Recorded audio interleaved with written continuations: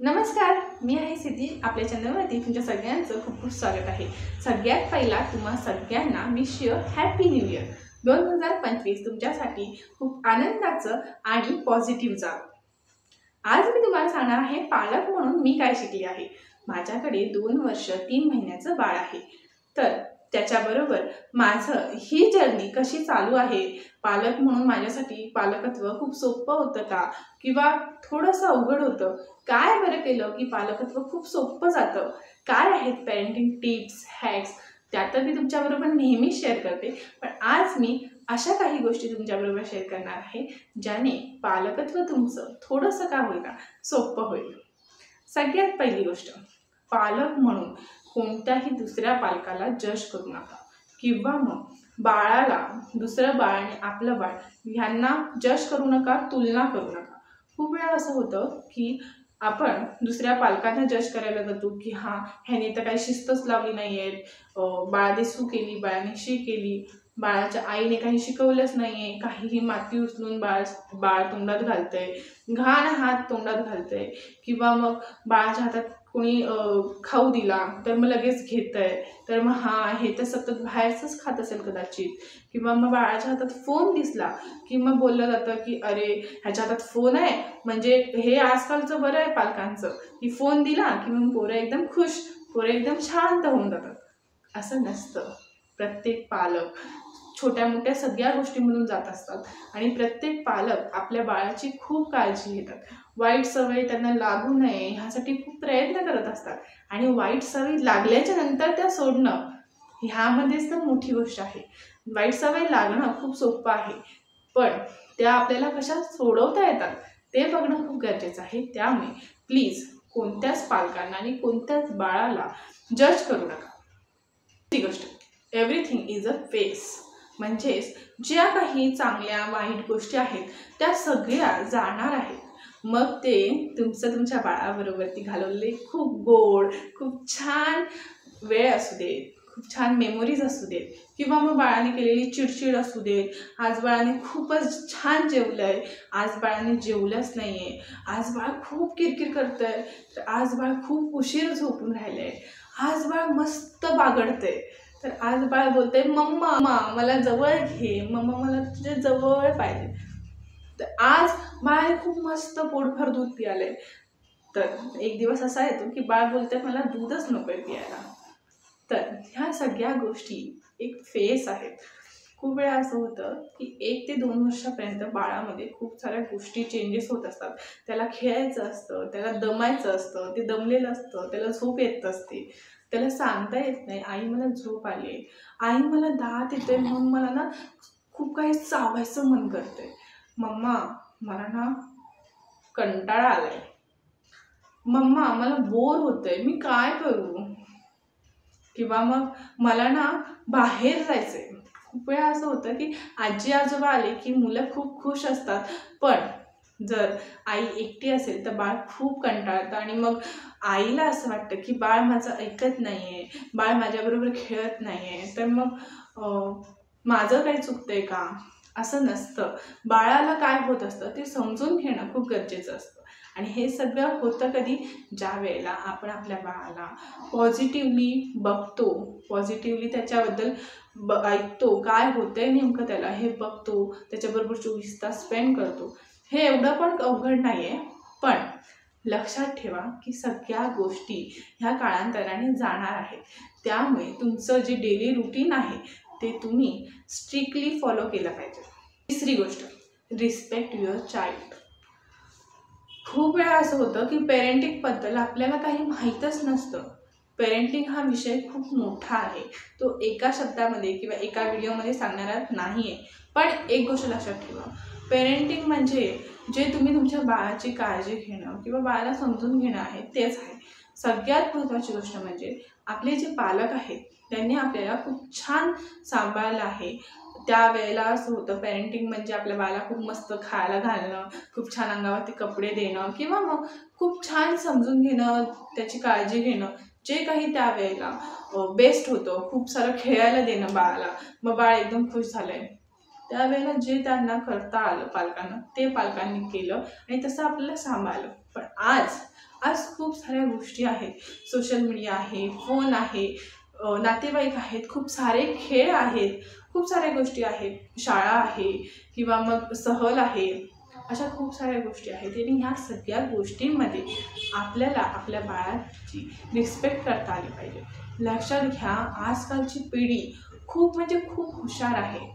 पहिला काय होत होतं की आपल्याला माहीतच नव्हत्या की कोणत्या कोणत्या अपॉर्च्युनिटी आपल्याला भेटणार आहेत, कोणत्या कोणत्या गोष्टी आपल्याला भेटणार आहेत. पण आज आपण आपल्या बाळांना सांगू शकतो की खूप साऱ्या गोष्टी तुमची वाट बघत आहेत. त्यामुळे कदाचित तुमचं बाळ उद्या MS धोनी होईल, जर क्रिकेटमध्ये चांगलं असेल, चेसमध्ये चांगलं असेल तर चेस मास्टर होईल, किंवा कुंफूमध्ये चांगलं असेल तर कुंफू मास्टर होईल, टीचिंगमध्ये चांगलं असेल तर टीचर होईल.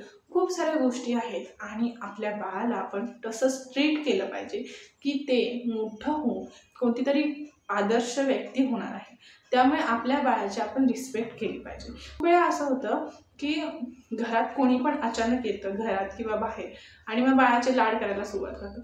अगं गो गो गो, किती गोंडस बाळ आहे, किती गोड. पण सगळ्याच लहान बाळांना हे सहन होतं की नाही? सगळ्याच लहान बाळांना हे नाही आवडत. कोणीही आलंय, गाल ओढलंय किंवा मग डोक्यात मारलंय किंवा खूप लाड केले, सगळ्याच पालकांना, सगळ्याच मुलांना नाही आवडत. जसं जसं मूल मोठं मोठं होत जातं, 1.5-2 वर्षाचं होत जातं, तसं तसं मुलांना गुड टच बॅड टच तुम्ही शिकवा किंवा नका शिकवू, पण मुलांना आता समजायला लागले, आत्ताच्या मुलांना समजायला लागले. त्यामुळे मुलं तशी रिॲक्ट करतात. मुलांना स्ट्रेंजर लोक कळतात. कितीही तुम्ही जवळचे असू दे, सख्खी मावशी असू दे, सख्खे काका असू देत, कोणीही असू देत, जर बाळाला असं वाटलं की हे आपल्यासाठी योग्य नाही आहे तर बाळ स्वतःहून जात नाही. खूप वेळा बाळ आजी आजोबांकडे सुद्धा जात नाही. प्रत्येकाचं आपलं आपले विचार असतात, आपलं आपलं मत असतं आणि बाळाच्या मताला आपण समजून घेतलं पाहिजे, आपण रिस्पेक्ट दिली पाहिजे. जर तुम्हाला कोणी आलं आणि असं तुम्हाला खेचलं, ओ किती गोड आहेस, तुम्हाला आवडेल का? कुठेही टच केलं तर तुम्हाला आवडेल का? खूप वेळा असं होतं की खूप साऱ्या गोष्टी ऑफर केल्या जातात, चॉकलेट ऑफर केलं जातं किंवा खूप गाडी देतो, खेळणं देतं, चल माझ्याबरोबर, असं सुद्धा बोललं जातं. पण मुलांना ते आवडत नाही. त्यामुळे मुलं जे बोलतात त्याची रिस्पेक्ट करा. जर बाळं बोलली की मला आजी आजोबाला पा द्यायची नाही आहे, ओके, नका देऊन देऊ.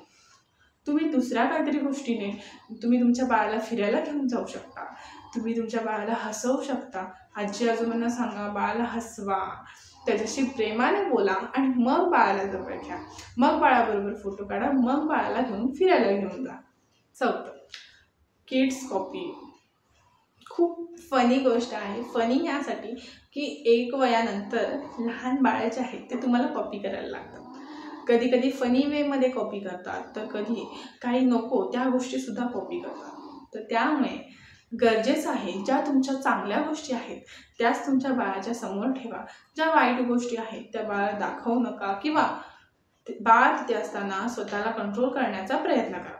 म्हणजेच काय की तुमचं राग, तुमचं ओरडणं, तुम्ही बाळाला जर मारलं तर ती गोष्ट, किंवा दुसऱ्या व्यक्तीवरती ओरडलात तुम्ही, जर तुमच्या नवऱ्याची किंवा नवऱ्याने बायकोची रिस्पेक्ट नाही केली तर ते सुद्धा बाळ बघतं, तसंच करतं. पण ह्या गोष्टीचे फायदा काय माहिती आहे का? खूप वेळा आपण ज्या चांगल्या गोष्टी करतो तेही कळत नकळत आपलं बाळ शिकतं. जसं की आपल्याला रोज सकाळी उठून देवाची प्रार्थना करायची सवय असेल तर बाळ सुद्धा ती गोष्ट करतं. त्याचबरोबर जर आपल्याला सवय आहे की आजूबाजूला कचरा पडला, आपण कचरा उचलतो आणि कचऱ्याच्या डब्यात नेऊन टाकतो, तर लहान बाळ सुद्धा तेच करतं. माझं बाळ ज्या वेळेला मी जेवते त्यावेळेला, आम्ही ज्या वेळेला जेवायला बसतो, जेवण झाल्याच्या नंतर जे काही ताट रिकामी भांडी असतील ते बरोबर उचलतं आणि किचन ओट्यावरती नेऊन ठेवतं. त्याला ती सवय आहे, कारण आम्ही ते गोष्ट करतो आणि त्याला ते करायला खूप आवडतं आणि त्याने ते करून आला किंवा ते खूप खुश होतं, आनंदाने मला मिठीसुद्धा मारतं. सो बाळ कॉपी करतं तुम्हाला, त्यामुळे तुम्ही नेहमी चांगल्या गोष्टी बाळाच्या समोर ठेवणं खूप गरजेचं आहे आणि त्यानेही तुमचं पेरेंटिंग सोपं होईल. 5, सेट बाउंड्रीज अँड लिमिटेशन्स. नेहमी ओरडणं आणि मारणं हाच एक उपाय असतो का? नाही. लहान असल्यावरती बाळाच्या ज्या बाउंड्रीज आहेत, ज्या काही गोष्टी आहेत ज्या त्या बाळाने नाही केल्या पाहिजेत, त्या पहिल्यापासूनच ठरवणं खूप गरजेचं आहे. म्हणजे बाळ किती उशीर खेळेल, बाळ किती उशीर फोन बघेल, किंवा बाळ किती उशीर बाहेर राहील, बाळाने काय केलं पाहिजे, काय नाही केलं पाहिजे.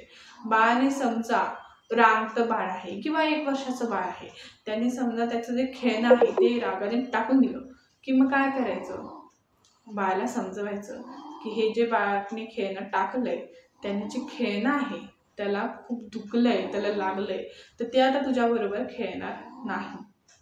असं केल्याच्यानंतर काय होतं की बाळ नेक्स्ट टाइम तसं करत नाही.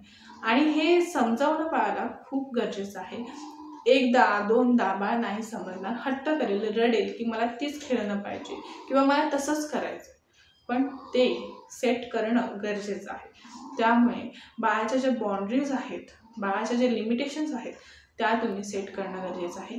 ते जर तुम्ही सेट केलात तर बाळ सहावं, बाळाला खेळू द्या. हो, लहान बाळ 1 वर्षाचं बाळ असो किंवा त्याच्यापेक्षा मोठं बाळ असो, बाळांना कोणता ना कोणता तरी एक खेळ तरी खेळू द्या. जर तुमचं बाळ शाळेत जात असेल किंवा मोठं बाळ असेल तर त्याला दिवसातून 1 खेळ तरी असा चांगला खेळू द्या त्याच्या फिजिकल स्ट्रेंथनुसार की ज्याने पुढे जाऊन त्याला मदत होईल. खूप वेळा असं होतं की ज्या वेळेला बाळ खेळण्यामध्ये चांगलं असतं त्यावेळेला ते फिजिकली फिट राहतं, ॲक्टिव्ह राहतं. लहान बाळ असेल 1 वर्षाचं, 2 वर्षाचं, 3 वर्षाचं, तर त्यांचं साधं पळून सुद्धा खूप छान ॲक्टिव्हिटी होऊन जाते, त्यांची हेल्थ जी आहे ती चांगली राहते, स्ट्रॉंग राहते. त्यामुळे जर तुमचं बाळ 1 वर्षाचं आहे किंवा 1 वर्षापेक्षा मोठं आहे तरी त्याला चांगलं खेळू दे. मैदानी खेळ जे असतात ते खेळू देत, पकडापकडी खेळू देत, उठाबशा घालू देत, उड्या मारू देत. फक्त एवढंच की ते जिथे आहे, ती जी प्लेस आहे ती सेफ आहे की नाही हे बघा. जिथे करून ते पडले तर त्यांना जोरात लागणार नाही, अशा गोष्टी बघा. पण बाळांना मनमुक्त खेळू देत. ते जेव्हा खेळतात त्यावेळेला त्यांची तब्येत चांगली राहते, त्यांची रोगप्रतिकारक शक्ती वाढते, त्यांना चांगली भूक लागते, चांगली झोप येते आणि ह्या सगळ्या गोष्टी होतात. त्यामुळे लहान बाळांना मनमुक्त खेळू देत जे त्यांना खेळायचं असेल तर. आणि जर तुमची बाळं मोठी आहेत जी शाळेत जातात तर त्यांना दिवसातून 1 तरी असा खेळ असायला पाहिजे की त्यांना खेळू देत. किंवा तुम्ही क्लासेस लावू शकता, जसं की स्विमिंग क्लासेस लावू शकता, क्रिकेट खेळायला लावू शकता बाळाला, किंवा कोणतीही गोष्ट तुम्ही तुमच्या बाळाला करायला लावू शकता जेणेकरून त्याची फिजिकल हेल्थ जी आहे ती चांगली राहील. 7, सेट रुटीन युअर किड्स. हो, मी ह्याच्या आधी सुद्धा सांगितलंय खूप वेळा आणि आता सुद्धा सांगते की तुमच्या बाळाचं रुटीन जे आहे ते तुम्हाला सेट करता आलं पाहिजे. जे लहान बाळं आहेत ते जन्मताच, म्हणजे जे न्यूबॉर्न बेबी आहेत ते तुम्ही बघितला तर त्यांचं 1-2 महिने तर आरामशीर जातात, पण नंतर त्यांना रुटीनची खूप गरज असते. ज्या वेळेला तुम्ही तुमच्या बाळाचं छान रुटीन बसवता त्यावेळेला बाळाची झोप चांगली होते, बाळाला भूक चांगली लागते, बाळ चांगलं ॲक्टिव्ह राहतं, बाळाची रोगप्रतिकारक शक्तीसुद्धा कमी होते आणि खूप सारे बेनिफिट्स आहेत रुटीनमुळे. ज्या वेळेला बाळाचं रुटीन बदलतं त्यावेळेला बाळ चिडचिड करायला लागतं, बाळ खूप चिडतं, खूप वैतागतं, खूप रडतं आणि आपल्याला समजत नाही की बाळाला काय होत आहे.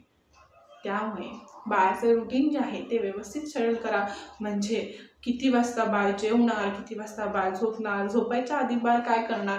जर बाळाला तुम्ही पुस्तकं वाचून दाखवत असाल तर चांगली गोष्ट आहे. जर तुम्ही तुमच्या बाळाला गोष्टी ऐकवून दाखवत असाल झोपायच्या आधी तर ते सुद्धा गोष्ट चांगली आहे. त्यामुळे काय होतं की बाळाचं रुटीन चांगलं राहिलं की पुढे जाऊन त्याला खूप मदत होते. सो बाळाचं रुटीन सेट करा.